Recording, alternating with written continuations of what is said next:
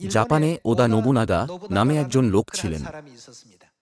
প্রতিদিন তিনি ভোরবেলা ঘুম থেকে উঠতেন এবং সবথেকে দ্রুতগতির ঘোড়ায় চড়ে প্রায় ১০ মাইল যেতেন।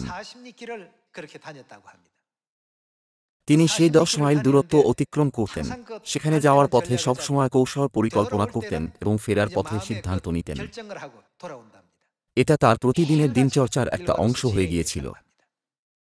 অতীতে জাপানও বিভিন্ন আঞ্চলিক শক্তিতে বিভক্ত ছিল যারা একত্র হয়নি। সেই সময়কে যুদ্ধরত রাজ্যের সময়কাল বলে উল্লেখ করা হয়েছে। তিনি জাপানকে একটি একক জাতিতে পরিণত করার কৃতিত্ব অর্জন করেন। তিনি আরও চিন্তা করেছিলেন, আমাকে অন্যদের থেকে আগে শুরু করা উচিত। সেই জন্যই তিনি সবসময় ভোরে উঠতেন। অনেক ভোরবেলা, যখন তখনও অন্ধকার থাকত, যিশু ঘুম থেকে উঠতেন, একটা নির্জন স্থানে যেতেন যেখানে তিনি প্রার্থনা করতেন।